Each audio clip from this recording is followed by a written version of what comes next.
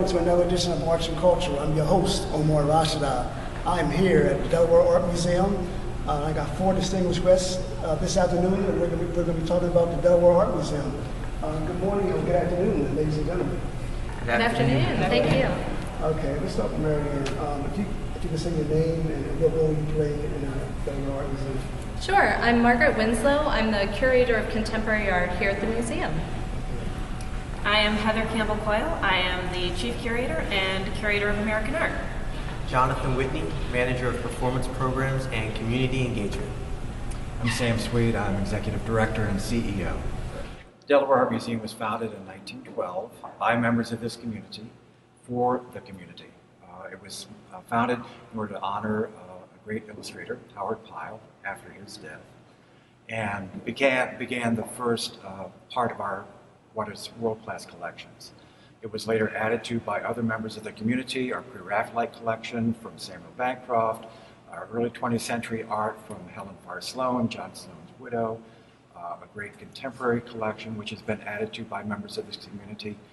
I came here 3 years ago and was happy to come to this museum, and happy especially because the history of this museum matched my vision for what this museum really should be about, which is about community. We have great art here. We have great collections. And we have great programs, educational programs, programs for young people. We do a lot for the community. But one thing that we needed to focus more clearly on was understanding the story of this museum and how it had always been part of the community, how the community had always looked to us for being a great cultural resource. And we needed to really get back to that in a very strong, focused way. So we've been adding programs and exhibits, such as the performance series, which Jonathan has been undertaking, such as exhibits, such as the one we did this summer about contemporary art of the Caribbean, and now with Posing Beauty, that we're hoping to use to attract people from all parts of this community to come back in. My overall hope is that everybody in this community will think of this museum as their museum. Performances, people think about museums, think about exhibits, pictures, photography, visual arts, performances. What are some of the performances that you had in the past? And let's talk about if someone is interested in wanting to perform here, how can they do so? So we present all types of performances. We've had jazz, we've had world music, we've had dance, both site-specific on-site, out in our sculpture garden, and at the Grand Opera House, we'll present off-site. We also present cutting-edge multidisciplinary artists that are sort of combining all these worlds, and it's hard to say they're a musician or an actor or a dancer. They're all those things at once. They have great projections and everything. So we have a little bit of everything. So for example, Kendrick Scott, blue note artist, drummer, composer. He was one of our first. Okuyak Pakwasili, who's a multidisciplinary dancer, choreographer, and she's a MacArthur grantee. Mark Bermuti Joseph, who's a great scholar, spoken word artist, but also a dancer. And one of our performances we have coming back this year, Step Africa, who we love bringing back in. And then bringing that stepping tradition, but also contemporary dance, tap, and all the other rhythmic traditions inside of the African American diaspora. Now we got 2 curators here, Posing Beauty, sitting right in front. If you 2 ladies can talk about that. Talk about how do you come to decide who you're going to bring each year? Do you research and see who's the hottest visual artists out there, or how do you go about doing it? So we're always trying to balance exhibitions that interest various members of our community. We are looking for an age of ranges and interests in media, so painting and sculpture, performance art, photography, which our current show is video, trying to get a range of things to appeal to the broadness of Wilmington. And Posing Beauty, we opened in October, and it is an amazing photography show organized by Deborah Willis, who is a leading scholar, practicing photographer, and historian of photography. So she organized it. It's traveling around the country. We felt like it would be a great fit for our community. It has over 100 photographs from the 1890s to 2015. And it looks at all ideals of African American beauty, how those ideals have changed, the ongoing struggle to have beauty appreciated. And it takes it from very much the images that establish ideals of beauty to images that are critiquing those ideals of beauty with contemporary artists. So it's a very rich show, and we're excited to have it. And Margaret, I see different exhibit rooms in here. If you could explain what each room is and how do you go about determining what exhibit goes in which room? That's a great question. So in addition to the permanent collection galleries, which you see throughout the space, we have several temporary exhibition galleries. And that's where we can host large traveling exhibitions like Posing Beauty and African American Culture. Or in the case of the other show, the other temporary exhibition that is on view right now, Angela Fraley, Sound the Deep Waters, we have a smaller temporary exhibition space for that. That particular exhibition is a museum commission. And this was one of those wonderful circumstances where an artist reached out to us directly. And she contacted us because she was particularly fascinated, interested in the museum's core collections, those core collections that Sam mentioned. So she was inspired by the museum's Pre-Raphaelite collection and the American Illustration collection. And she created a whole new body of paintings that look similarly in some ways at beauty, notions of beauty, also specifically at gender and identity. One of the things that I quickly learned observing about the Delaware Art Museum is cultural diversity. This past fall, you had the Korean Festival. 4 or 5 years ago, I was here. You had the Hispanic Festival. You had Gordon Parks here. You had the African Caribbean dance. This past summer, I was right there in the lobby. Speak about the significance of having culture diversity here. Well, that's all part of who we are as a museum. We are not up on a hill. We're actually, we physically actually are up on a hill, but we're trying to make sure that the community knows that this is a place that is for them, not just because we want them to come, but because we have exhibitions, programs, performances, talks, classes, things that reflect their history, their interest, their culture, and their needs.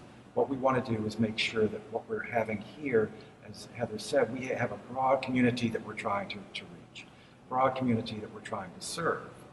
And we have to think about how we can engage every aspect of this broad community in a way that makes them feel, yes, not only do we want them to come here, but they feel comfortable coming because they're going to see something, or their kids will see something, or their friends will see something, or perform something, or learn something that is of interest and value to them.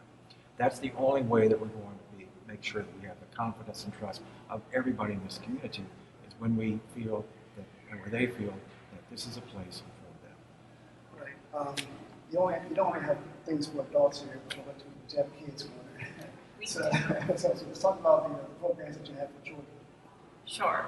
So we are a great museum for families. Our Kids Corner is a rotating play space that is designed by artists from the region.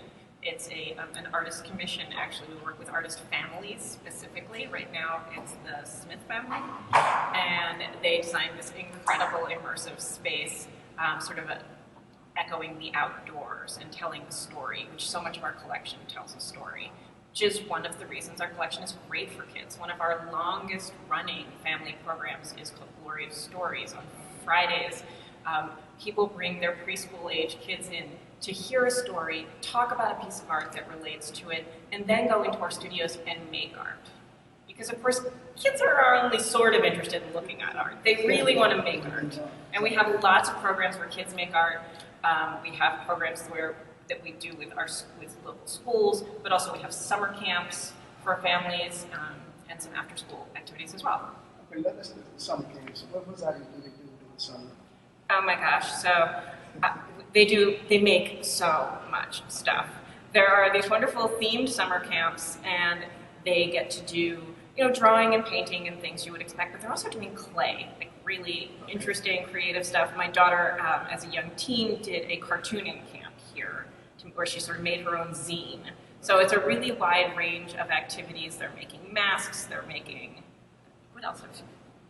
The highlight of the summer is every Friday they have these, they have their exhibition for that week's camps. And so you never know what you're going to walk out to. It may be clay pieces, it may be zines, it may be caricatures, it could be abstract work that they've been working on with collage. They've done all levels, and they have a portfolio camp that they do for kids that are preparing for high school, you know, to get into Topic-Delaware and into college. And the great thing is that for them, it's not just the closing of their camp session, but it's like their opening, their exhibit opening.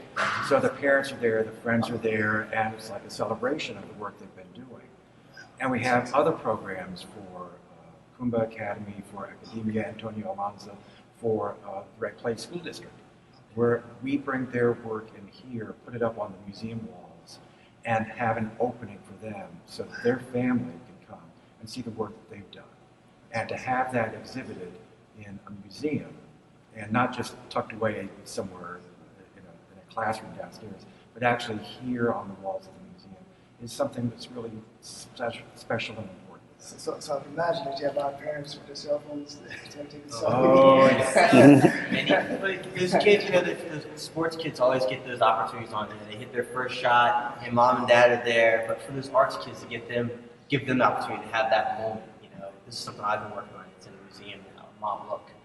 With you performances, do you have performances that the kids do, or is it strictly for adults? So we don't have performances that we produce that kids do, but we do often have community engagement with kids through our performances. So say for Step Africa, last time they came, 7 to 10 schools, they went into those schools and did workshops with the kids.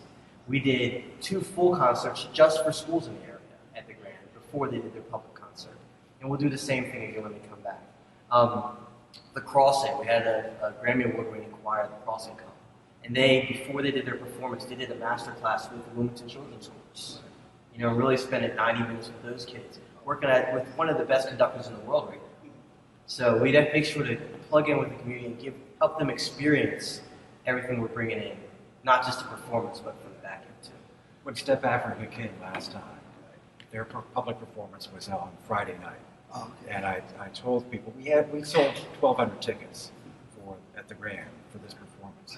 I said, if you think tonight is full, you should appreciate that this company's been here all week long. And with the student performances, with the workshops, with the schools, they have reached 4,500 people in this community to share their work and their knowledge and their ethic, which is powerful. So I would say it's safe to say that you had schools come visit here. But what about senior centers? Because I know a lot of senior centers, they plan activities, and do you have like some of the local senior centers come to look at exhibits? We regularly have tours through of seniors, people with special needs. We have good connections with Stonegates, some of the other centers around here. There's you know, with Osher just up the road, there's a very active, engaged, smart community of retirees, whether they're in a community or living independently. And that certainly is reflected, not just in who comes here, but many of our volunteers who are working as guides or volunteering through the Museum Council. We've got a great base of support from that community. Right now they are making holiday decorations for us and getting us ready for the holidays. So, we have great senior volunteers. That's awesome. That's awesome. I want to go back to the exhibits. And I was just looking at the Frozen Beauty exhibit, and I was looking at all the awesome pictures that you have displayed. And it must have taken a lot of work to put those pictures up, and those walls. So talk about that. Talk about the hard work that you two put in, as well as the other staff put in, and just this putting up the displays. Because I mean, to me, that's like an 8-hour job in itself, or even more. So it takes a whole team. It does take the proverbial village to get an exhibition up. But first, it takes a lot of planning. So we plan it on scale models, actually, both 3-dimensional and 2D scale models, to figure out generally where things are going to go. Because the first thing you need to move are the walls. So when when this show comes down, all the work will come down and get packed up and go to the next place. And then we'll move all the walls around. So that, you've really got to figure that out ahead of time. They move on air sleds. Our ops team does that along with our painters. And the whole gallery gets painted. And our preparators then take over. And they are hanging the work, getting it all hung to precision at levels that I don't even notice. I'll be walking by and oh, that looks great. Like, that's an 1/8 of an inch high on the right. Okay, you guys are on that. And then also preparing the texts that are on the walls, these big things that hang, all need to be applied to the walls. We do this every 3 to 6 months in our gallery spaces. So, and we only have 2 preparators on staff, so we actually had to take a couple of weeks to get a show hung. Oh, I love it. I love that collaborative process. So, as Heather said, it really is a team. It means working with the preparators, thinking sometimes about the layout and installation. In the case when you're working with living artists who have very specific ideas, needs, or goals, ambitions, we might say, for their exhibitions, it means problem solving. How can we ensure that they are presenting the work that they want to, that they're pleased with the installation? In addition to all of that kind of curatorial side of things, we also work closely with staff in the learning and engagement department as well. So it means we're thinking about the interpretation of those exhibitions. I'll let Heather speak to one interesting part in Posing Beauty, but it means thinking about that wall text. How is this artwork being presented to our visitors? In the case of Posing Beauty, we have a really interesting way of adding additional voices to those wall labels to make connections for our visitors. So we worked with members of our community, and we ended up having 12 community members write their own labels for works of art in the show, and to give more personal insight and personal connection to these works. I think this is particularly valuable for a show like this that's traveling and where the art comes from all over the country and outside the country, to have our visitors, even before the show goes up, find meaning in the work and help to share that meaning generously with our audience. So we have 12 community contributions, and they taught me so much about how to see the work as well. So, now what is the average length of time that you have an exhibit? I guess it kind of varies from 1, 2, 3 months or 4 weeks, 3 weeks. Oh yeah, so usually between 2 and 6 months, depending on the show. So it takes a lot to get the shows up, and we like to keep them up for a while. At any time, we have usually 3 temporary exhibitions on view. So we also try to stagger them, so there's always something interesting and new to see. Well, now, I'm standing right across from the bookstore. Downstairs is the library. Talk about the bookstore and the library. Well, the bookstore is... and the cafe, that's right. Yeah, this is a big part of our focus. We, in order for us to engage the community, in order for people to want to come here, that's something that we have to do in terms of making sure that the content is there, that this can be an experience that is great for them. And one thing that really helps is having a bookstore, a cafe, other amenities here that make this feel like a place that is not just welcoming and inclusive, but fun to be in. The bookstore is a special instance where, when I came, it was kind of a normal museum gift store, and had a lot of the normal museum kind of tchotchkes around that people would go in and spend money on. They've kind of responded to a need that they see in this community. Since the 9th Street bookstore closed, there is no independent bookstore here. And they see this as an opportunity to try to fill that gap. And they have stocked the store with really interesting books, not just about art, but particularly when they have an opportunity to connect to an exhibit, such as they did with the Contemporary Caribbean exhibit, where there were a lot of works by Caribbean authors. Now they have works by on African concepts of beauty, not just the Posing Beauty catalog, but voguing, on male models, on things like that.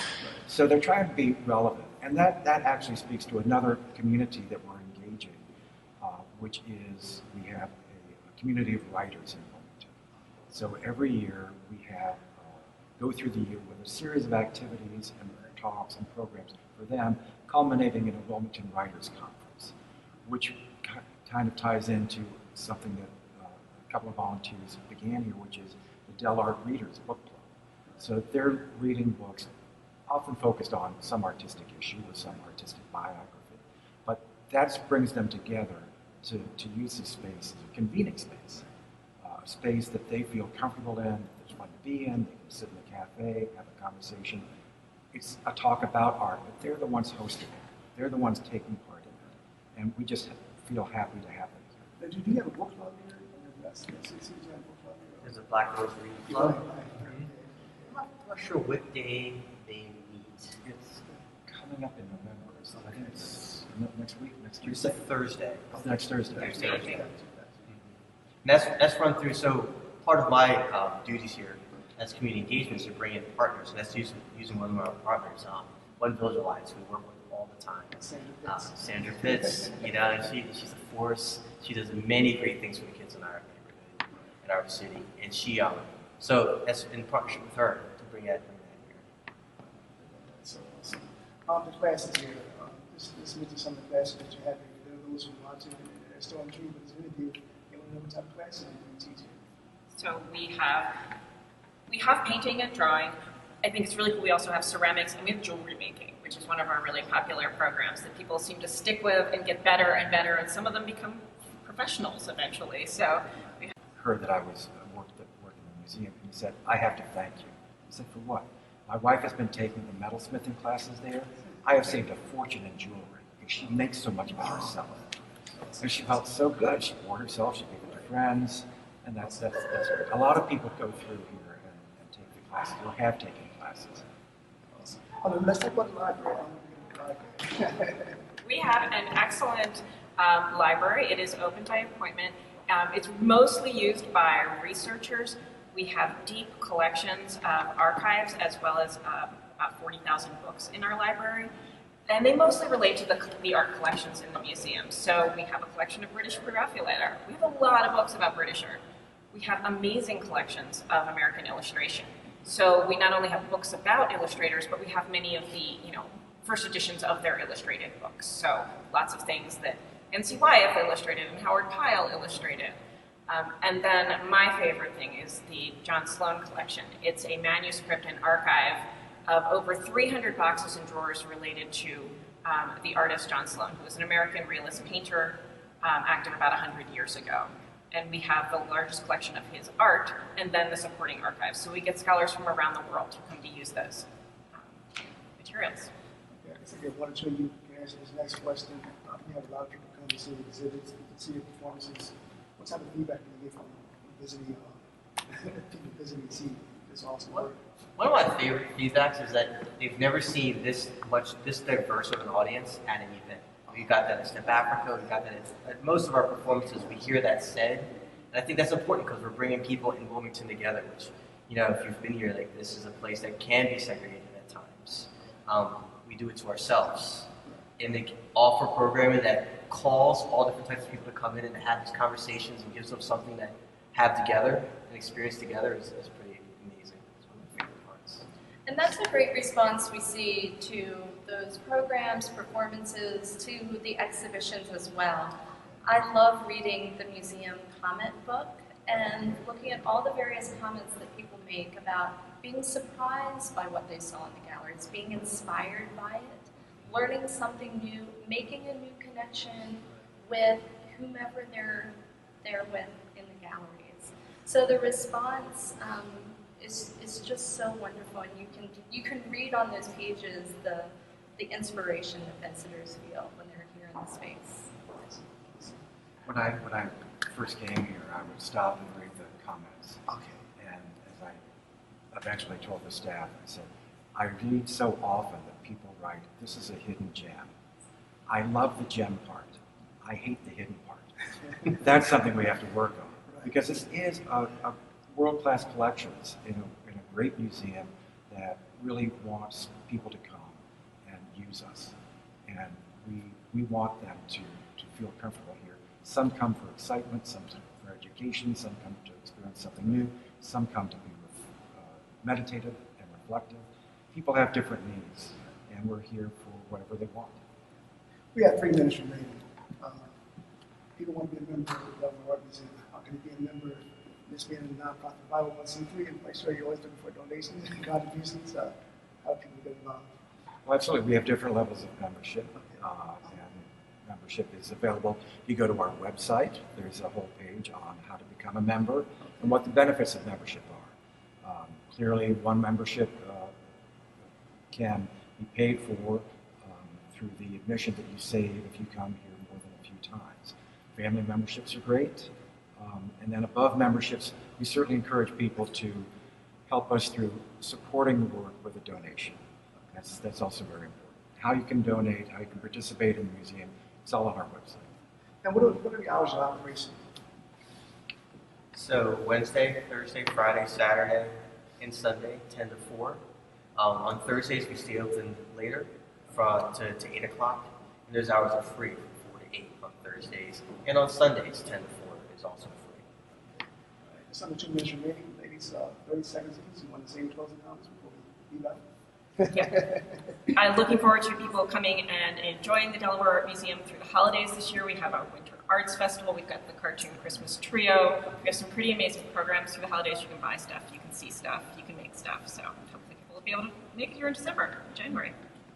And just a reminder to always see what the museum is up to. As you can, I think, tell during our conversation, we're always offering new experiences, new types of artistic production, new creativity, new ways to get involved. So the museum is an incredibly active place on so many fronts. So it's not that static place that you go to once every 5 years.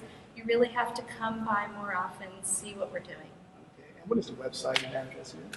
The museum is online at delart.org. We're located at 2301 Kentmere Parkway. And of course, we always encourage people to follow us on various social media platforms, Facebook, Instagram, Twitter. You can see what's happening here, programs that are happening, and sometimes there's some fun behind the scenes content that you'll see through those platforms as well. Okay. And from that note, we'll close out. And I'd like to thank all 4 of you for being a guest on Arts and Culture. Thank you. And thank you for tuning in to another edition of Arts and Culture. Stay tuned for more in 2 weeks. God bless. Have a safe week.